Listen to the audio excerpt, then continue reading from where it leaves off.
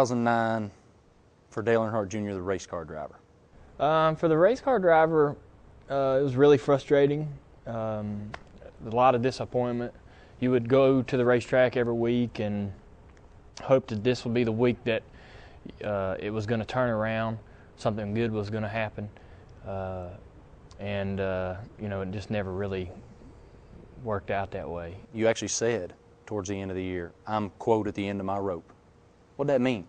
What I meant that I was at the end of my rope, meaning I didn't know what else to do, or I didn't know where else to go, or how to turn it around, or what, professionally at the time, it was probably the most frustrated I had ever been. When you're struggling, how bad do you need somebody to put their arm around you? When you were going to Hendrick, that's one thing that you mentioned about Rick.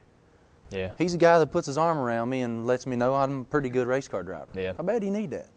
Well, when we were running as badly as we were last year, I really didn't want to see Rick, because I was just so disappointed and ashamed. We have like a conference call every Tuesday, and if I could get the guts to show up for that and didn't do it all the time? Man, we run so bad sometimes I just wanted to disappear, Jimmy Johnson, Mark Martin, Jeff Gordon, atop the sport.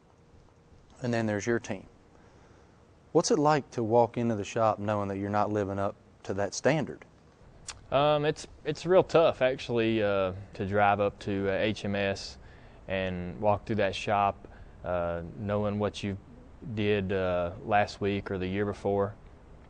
And you just got to man up. You still have a lot of guys in there, the entire company pretty much, putting together race cars that you're going to be taking to Daytona and you're going to be driving all year long. And so you have to sort of, just go in there and get down to business. It seems like that success that those guys had could go two ways with you. It could either make you say, hey, I can do that, or it could kill your confidence. Yeah. Because they are so good. Where were you with that? How does their performance affect your confidence? Yeah. My confidence in my driving never really got poor. My confidence just in turning it around was always hard to put together. I feel like I can compete with Mark. I've competed with Mark. I've beaten Mark. I've beaten Jeff. I've beaten Jimmy on the occasion. And they're great teammates. They're also three pretty damn cool guys, and they've been really supportive of me even when we've been struggling. I mean, they're the kind of guys that hold you accountable. And how? When they feel like that you could do this differently or do something better. They're not blowing sunshine at your butt. They hold you accountable. There are detractors coming out of the woodwork everywhere. There are people that want to tear you down. What would you say to people that say you were exposed last year? That I was exposed? Well, I look at exposed, as what? That's not the talent that some people may think really. You are. Well,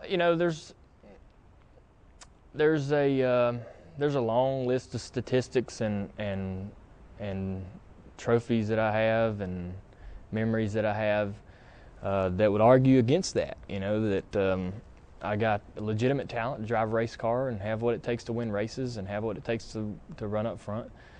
And we were exposed as being a poor race team last year, and I don't think anything more than that. Bar, realty company, television production company, nationwide series team. Yep. Tons of peripheral business interests. Sure. Are you spread too thin? No. What? Okay.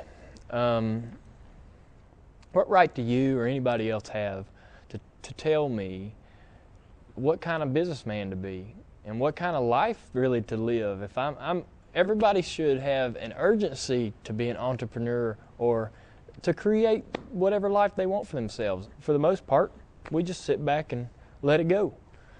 All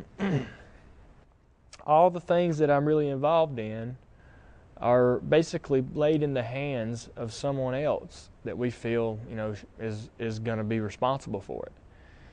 And so a lot of people like to point at all those things we do and all the associations we have and partnerships we have, and a lot of people think that that's where my focus goes. But it's entirely misinterpreted and misunderstood. Was there ever a time in the last 2 years that you thought going to Hendrick was a mistake?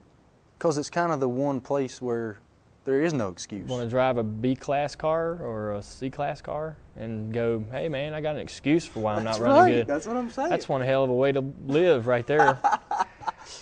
You know, a lot of people might feel like that's a good way to live their life, but that's not how I want to live my life. I want to be with the best. I want to be in the best position to have the best equipment, to be able to go to the racetrack with all the confidence in the world in what I'm driving. If I don't turn it around and we don't get where we want to be, and nothing, you know, we don't ever, you know, see the success that we wish we wanted to have, you know, we will be disappointed. And I won't ignore the fact that it was disappointing that it didn't work out, but it wasn't a mistake to go there. It wasn't a mistake to do it, even if it doesn't work. And it won't matter to me that someone thinks it was a mistake. I'll have the memories of being involved in it and having done it. That's priceless, you know.